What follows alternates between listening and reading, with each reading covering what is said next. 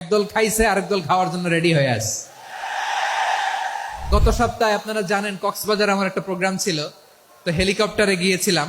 ফেনী জেলা যখন পার হচ্ছি আমি দেখলাম তিনটা উইন্ড মিল চিনেন তো, বিশাল পিলার, তিনটা চারটা পাখা থাকে, বায়ু বিদ্যুৎ কেন্দ্র, বাংলাদেশের প্রথম বায়ু বিদ্যুৎ কেন্দ্র এটা।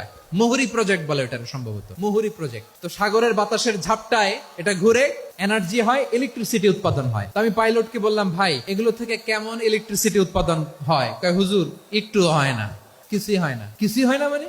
বলে হুজুর বাংলাদেশে যত উইন্ড মিল আছে এটার পাখা একটাও ঘুরে না। আল্লাহ, বলেন কি? তাহলে এই যে কোটি কোটি টাকা ব্যয় করে যে উইন্ড মিল, কয় হুজুর ভিতরে ফিটফাট, উপরে ফিটফাট, ভিতরে সদরঘাট। তার মানে কোটি কোটি টাকা দিয়ে এই উইন্ড মিল বানায়, এখানে কিছু নাই।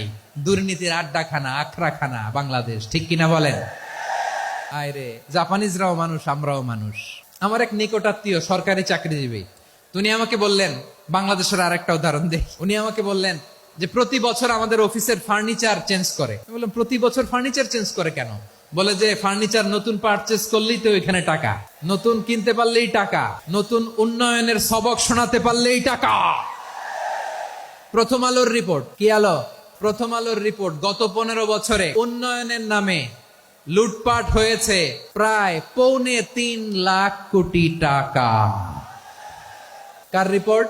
আমাদের বানানো কথা। প্রথম আলোর রিপোর্ট। গত 15 বছরে কারা ছিল জানেন তো? হ্যাঁ, শুধু উনাদেরকেই দোষ দিয়ে লাভ নাই। স্বাধীনতার পর থেকে শুধু শাসকের হাত বদল হয়েছে, আমরা কিছু পাই নাই, ঠিক কিনা বলেন? শুধু উনাদের দোষ দিয়ে কি লাভ? একদল খাইছে আরেক দল খাওয়ার জন্য রেডি হয়ে আছে। আমরা এরকম চাই না। আমরা চাই স্বাধীন সার্বভৌম বাংলাদেশ। আমরা চাই দুর্নীতিমুক্ত বাংলাদেশ। আমি নিউজটা যে কতবার পড়লাম, এটা কি সম্ভব? 3.25 লাখ কোটি টাকা লুটপাট, মানে লুটপাট করতে করতে এদেশের জনগণকে ফুটপাতে বসায়।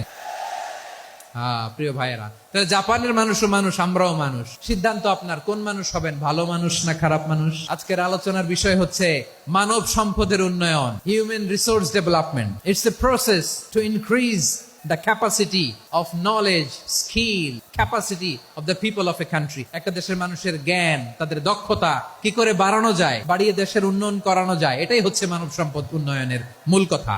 তাহলে মানব সম্পদ হচ্ছে একটা দেশের সবচাইতে শক্তিশালী পুঁজি। প্রাকৃতিক সম্পদ, খনিজ সম্পদের চেয়েও দামি হচ্ছে মানব সম্পদ। আমার প্রিয় যশোর, প্রাকৃতিক সম্পদ, খনিজ সম্পদের চেয়ে দামি সম্পদ কি সম্পদ? আল্লাহ তাআলা দয়া করে আমাদেরকে এই মানব সম্পদ দিয়েছেন। আসুন আমাদের এই মানুষগুলোকে আমরা সোনার মানুষ বানাই। রাজি আছেন তো সবাই? রাজি আছেন? মানুষ